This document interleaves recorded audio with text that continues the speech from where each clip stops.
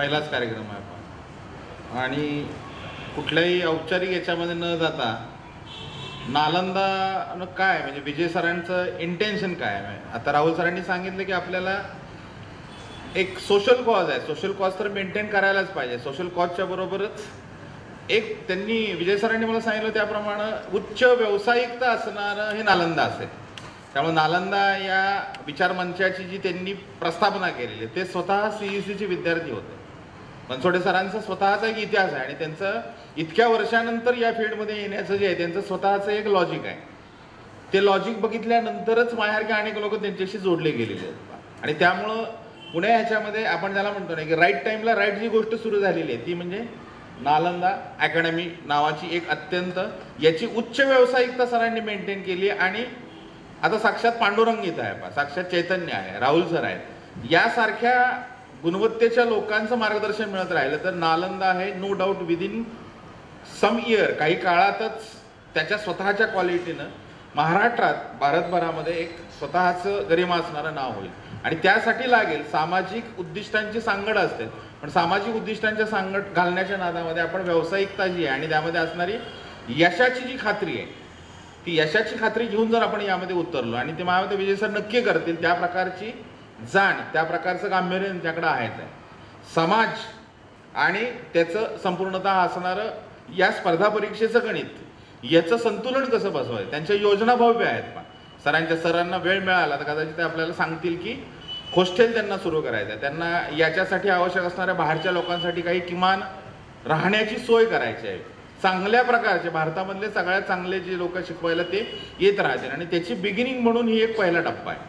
नालंदाची जी सुरुवात आहे ती एक लार्जर त्यांचं एम आहे, त्याचं आपल्याला त्याला आपण म्हणतो की एक ही स्मॉल स्टेप आहे आणि हे नंतर एक बिग जायंटपर्यंत जावं याच्यासाठी जो डेफिनेटनेस आहे तो मला खात्री आहे की विजय सर नेमका तो मेंटेन करतील. आणि त्याच्या अनुषंगानंच मी स्वतः याच्यामध्ये येण्याचं मुख्य कारण की त्याचं जे सोशल कॉज आणि त्याच्यामध्ये ज्या प्रकारची उच्च व्यावसायिकतेची गरज आहे ह्या दोन गोष्टी आपल्यापर्यंत आणण्याच्या दृष्टीनं मी आपल्यासमोर आज उभा आहे.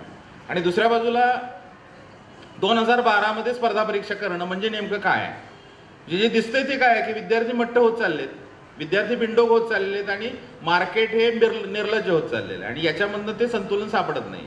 मार्केट जे आहे ते काही सांगायला लागलेलं आहे आणि विद्यार्थ्यांना स्वतःला काही वाचायचं पण वाचता पण येत नाही.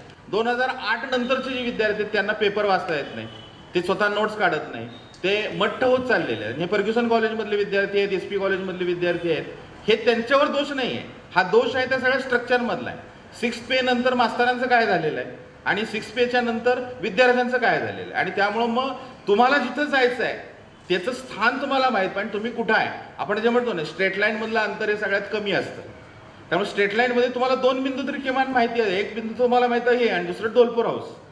त्या 2 बिंदूंच्या मध्ये जर तुम्हाला जायचं असेल तर इसेन्शियली आपल्याला काय करायला पाहिजे. नालंदा हा विचारमंच त्यासाठीच आहे, नालंदा जे निर्माण झाले ते त्यासाठीच आहे की नो नॉनसेन्स कसं वागायचं, नो नॉनसेन्स. आणि पुण्यामध्ये मग राहुल सरांनी अगदी रास्तामध्ये सांगितलं की मोठा बाजारच सुरू झालेला आहे की काही पण सगळं सुरू आहे आणि या सगळ्याच्या ह्याच्यामध्ये आपण वेगळ्या प्रकारे नेमक्या प्रकारे योग्य प्रकारे जे आहे ते काय प्रकारे आपल्याला पुढे जाता येईल आणि याच्या दृष्टीनं स्वतःचं नियोजन आहे. आणि UPSCचं क्षेत्र असं आहे, स्पर्धा परीक्षा क्षेत्र आहे की हे सेल्फ सॅल्वेशनचं क्षेत्र आहे. स्वतःला तुम्हाला रिअलाइज जायला असेल तरच ते होईल, अन्यथा ते होणार नाही. आणि तुम्ही तुमच्या इंटेन्शननं किती उतरला आहे म्हणजे याच्यामध्ये याला आपण म्हणतो ना की तुमची इंटेन्सिटी जी आहे ती महत्त्वाची आहे. तुमची काय प्रकारची कपॅसिटी आणि त्या कपॅसिटीचा क्षमतेचा विकास म्हणजे 3000 तास अभ्यास करण्यासाठी काय कॅलिपर लागतं आणि ते कॅलिपर आपण मिळवण्यासाठी काय करायला पाहिजे याचा सेन्स यायला पाहिजे. आणि दुसऱ्या बाजूला काय होतं की कन्फ्युजन नाही आहे.